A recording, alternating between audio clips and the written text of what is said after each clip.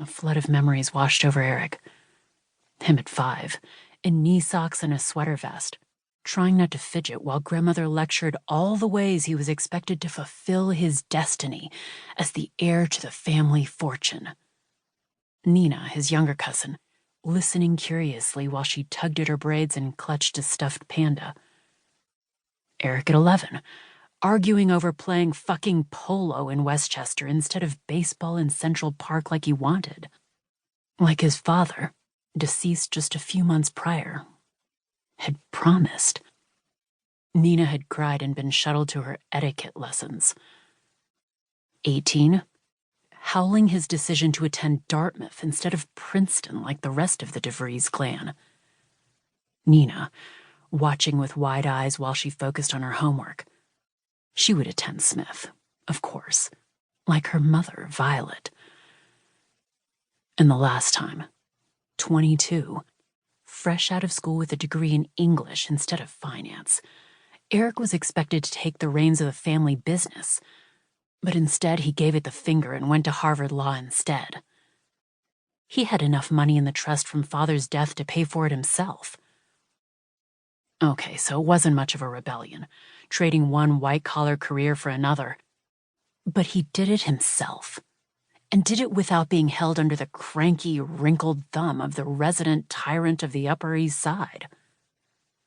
Celeste Annika Van Dusen de Vries. Grandson. Her voice sounded exactly the same. Sharp, but rough around the edges, like a serrated knife. But when Eric turned toward the leather armchair under the original Van Gogh, he found the one thing that had changed completely. Grandmother herself. She was never a big woman, but now she stooped like a vulture, withered like a half-sheared, weather-beaten branch.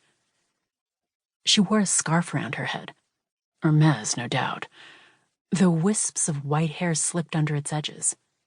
She still wore matching Chanel coordinates, but the tweed pantsuit hung off a frail body that seemed mostly skin and bones.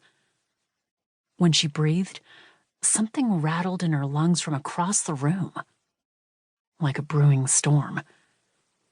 "Sit down, Eric," she ordered, gesturing toward the couch with a thin fingernail still polished a tasteful, girlish pink. "Grandmother." He greeted her with a stiff nod, but obeyed. Old habits die hard. "It's a pleasure to see you again." It was not.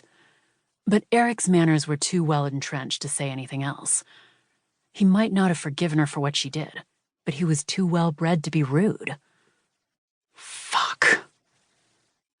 Grandmother balanced her hands on the oxygen tank in front of her, then appraised her grandson openly. Eric willed himself not to look away or fidget with his clothes.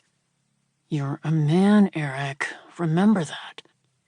Because he was not the scrawny 22-year-old she last saw. Since telling his family where they could stick it, he had gone to the best law school in the world, worked his ass off at a top 20 firm, and then started his own shop with one of his best friends. Eric was proud of what he had accomplished without his family's money or connections. He didn't need this frail woman's approval anymore. He didn't need any of them, and hadn't for a long time. "You've grown up." Grandmother waved at Garrett to bring in the tea. "You've done well with your little law firm, I understand, although I see it hasn't taught you to stop dressing like a pauper." Eric crossed one foot over his knee, ignoring her jibe at his t-shirt and jeans. He generally preferred more tailored looks, to tell the truth. A whole rack of designer suits hung in his closet at home. Armani, Boss, Tom Ford, Burberry. He liked a nicely cut lapel, a well-chosen pocket square. He had a tailor in Boston on speed dial. The worn denim and concert t-shirt were for her. He knew they would piss her off. "I have done well," he agreed. There was no point in being modest.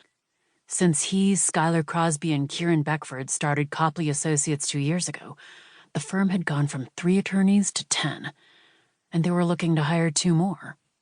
They'd already developed a reputation for